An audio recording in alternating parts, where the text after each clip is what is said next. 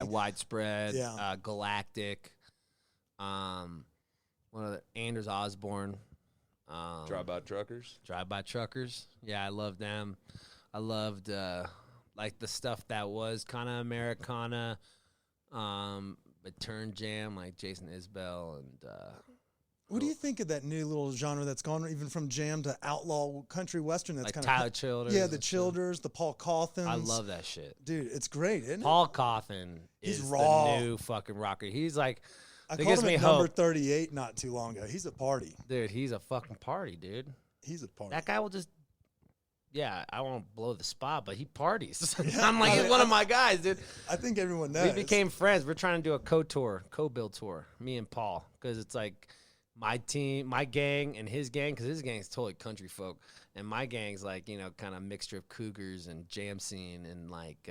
It'd be a rowdy crew. It'd be rowdy. Everybody as be fuck. there. And it'd be fun. The jam everyone's would be drinking. sold out. Dude, that'd be. I'm trying to get on this. So Paul, every podcast I'm on, even the Burt Shout Kreischer it one. out. You're coming on tour with me. Hey, I love it. And by the way, congrats on the Burt Kreischer last week. That was Thanks, a great man. episode. If y'all haven't heard, go check out Andy's podcast. We mentioned it earlier, the shit show. He had Burt Kreischer on, the comedian that doesn't wear a shirt. That's the man. He's fucking hysterical, and he was a great guest on Andy's podcast. Yeah, thanks, man. Yeah, now I'm going to do his. I'm going to try to convince him to take mushrooms at 11 a.m. I'm going to see if he really parties. I don't think that's going to be a hard sell. Just based I don't know. on- He's really busy. And he's doing 2 podcasts after it. So I'm like, haven't told him yet. So I'm just going to pull it out on air. Okay, so he drinks and Segura called him out on this, but he drinks like 7 gallons of Kool-Aid every day. Like drinks it like insatiably, like a coffee mug full of just Kool-Aid. Oh my God. Just give him some shroom Kool-Aid. I mean, we all had it growing up. That was like one of my first entrances into it. Maybe I'll do that. That's a great way. All right, I know you love Kool-Aid, so we put these mushrooms in this Kool-Aid.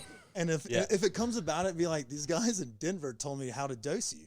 That's how it is. I fucking love it. I'll do that. And then we already canceled your afternoon podcast. Yeah. You're good. Sit down. Yeah, Enjoy. sit down and let's just have a day together. In fact, just give the other guests that were coming on later mushrooms as well. And Ron Artest. Are you fucking Meta World Peace? Yeah, I think I might interview him too. Dude, you're about to have a gauntlet. Dude, I'm gonna have a huge boner, dude. Ron Artest is like my guy. He's on The Mouse in the Palace. That's that Untold documentary I was telling you about. That's one of them. Okay, dude, legendary, dude. Did you like him before he came to the Lakers, or Yes. did you fall in love with him there? No, because I love the Rodmans of the world. Ron Artest, Rodman, Rasheed Wallace, Ben Wallace.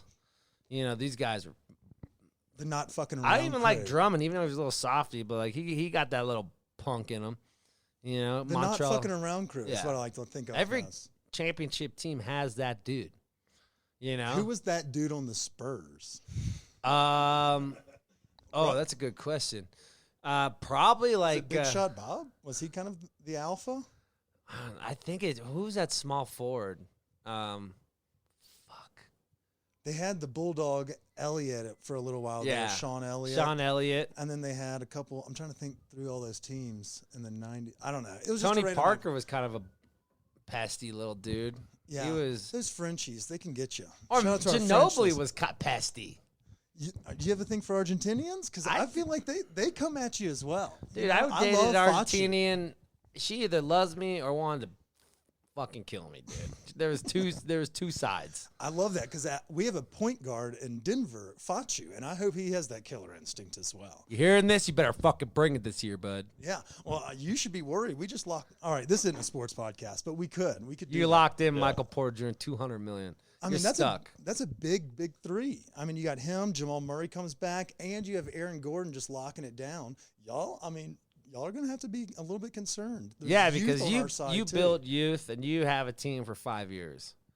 We're all in this young one way. But it's so funny how this happens. Like all of a sudden, all those dudes will get old and we'll end up with like Luka Doncic. That's like Steve Nash in his late career. All right, seriously, let's get back to the All right, topic cool, at hand. sorry. I forgot about that. I do this all the time. All right, so we were talking about Playing in the South. What's one of your favorite states kind of in the South to play? We'll see.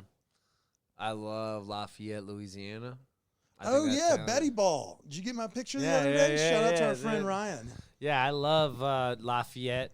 And I Whitney. love Fayetteville, Arkansas. I love New Orleans is amazing. Charleston. Charleston that's the South, right? Yeah. Can I do Southeast too? Yeah. Charleston for sure. I love all those cities. Wilmington, North Carolina. Do you ever do the Northeast, or do you kind of play? Oh the yeah, that's hits our in the- biggest market now. Is it now? Yeah, all those like Connecticut's, Maryland's, New York City, Vermont. That's where like all the jam bands. I mean, are, that's like, that from. Fish family. Yeah. That's where your you can get a good pair of Birkenstocks, Yeah. like a pre-worn in, Laker sold off color. yeah, You can custom Berks. yeah. Burlington. Both in the lot and like the stores in every small town. No offense. I like the South because they don't really judge me when I talk about like you know, drugs or being an alcoholic or, you know, like a lot of these. We were playing in Portland or Seattle, and we have a couple vulgar songs or like me like I'll just like sometimes just pull out a cigarette and just start smoking it on stage, and you know the woke police like, hey, whoa, just get the no. Then, like if I puffed a cigarette on stage in New Orleans, the security guard like, fuck it. They'll Yeah, start right. puffing with me. I'm like, Somebody had to break the seal. yeah. Now, at the same time, the mushroom scene in Seattle may be a little friendlier than that of Fayetteville. Oh Arkansas. They don't. The South people don't like poke me, but I know one day there'll be an undercover there who's gonna get me. It's going to be in Texas. It's gonna be in Texas. So yeah, I get these voicemails from my manager all the time, like, you're gonna ruin your life. Just eat these dumbass mushrooms. I'm like, first of all, they're not dumb. They're They've helped me with fantastic. depression. And second off, you're probably right. I mean, at the time being, yeah. But in 5-6 years, when you're on like, you know, that A-list tier where you're flying PJs only, you won't have to worry about that. Hell yeah. You know, I won't need to get you'll have random a fall mushroom guy.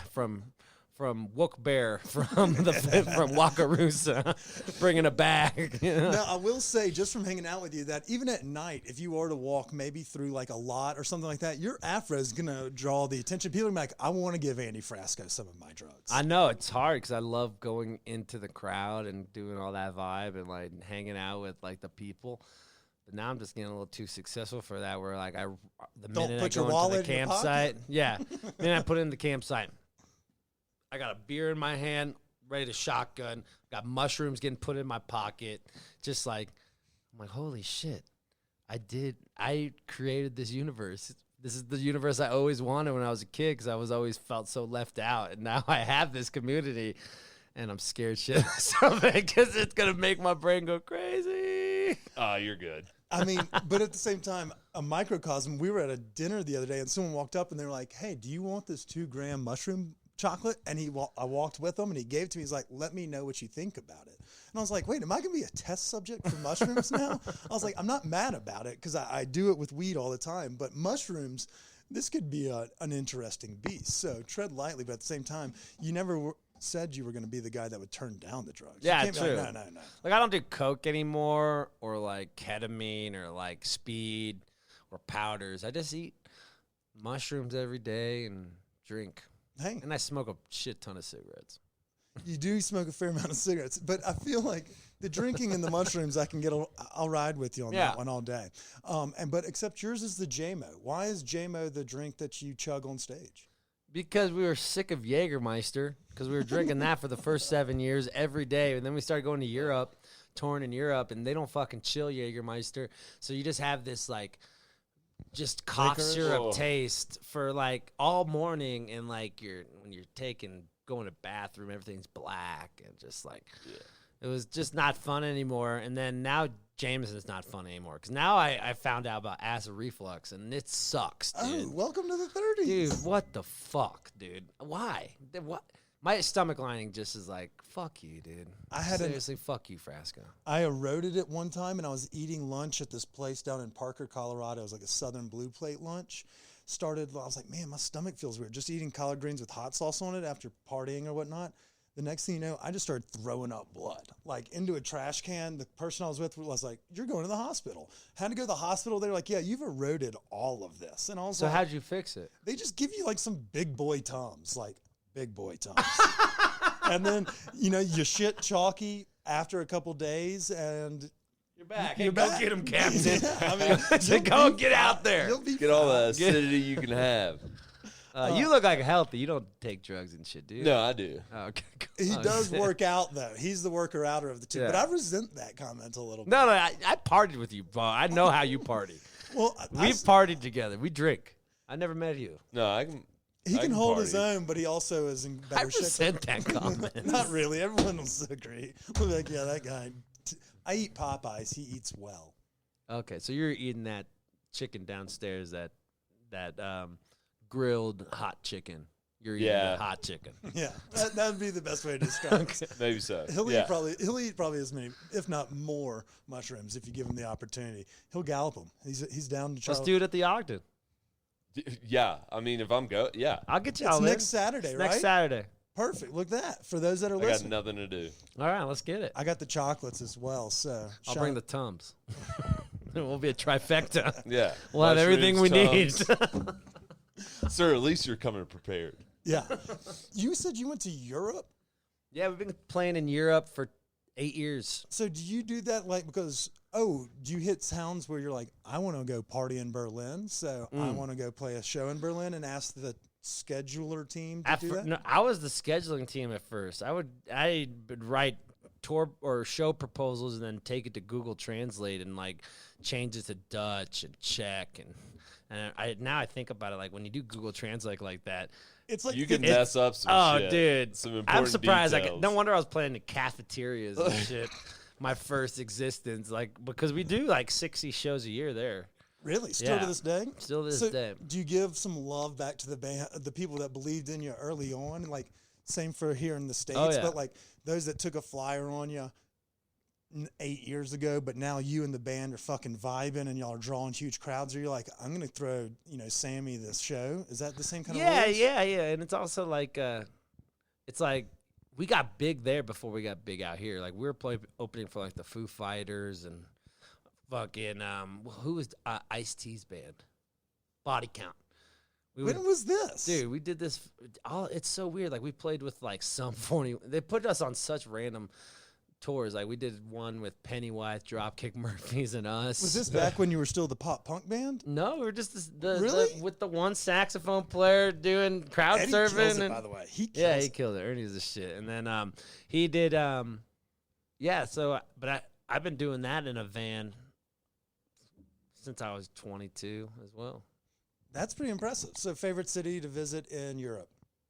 Berlin, Oh shit! I guess- Utrecht, Netherlands is amazing. Like it's like Amsterdam, but like without the tourists, because all those cities are like basically like Amsterdam, but have their own kind of like distinct vibe.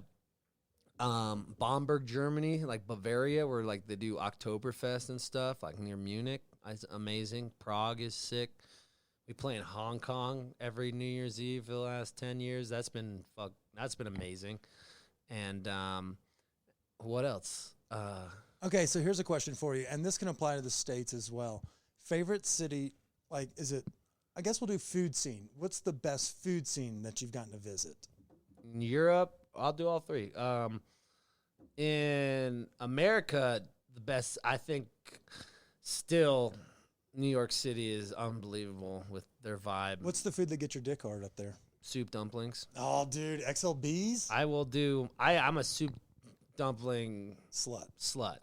I will go to all the cities where they're appropriate to have them. I'm not going to go get them in like Nebraska or something, but where Seattle, there's Portland. Okay, so where do you go in Portland? Because I saw that you were up there, and I said go to Luck Lack because we went Thai. But soup dumplings and like pork shumai and those like really those dishes for a hangover. Yeah, oh, they're the best. I mean, damn, I was looking for it, but I didn't know where to go. They have Northwest has amazing Asian food. Yeah. And where's the place we went to? It was like the best one, and it was good. Does it start with a G?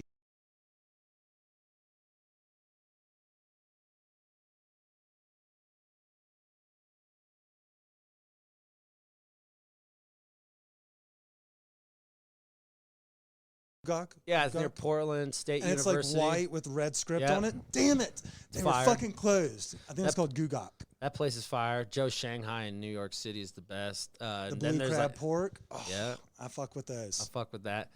So I think like for food, Charleston is amazing.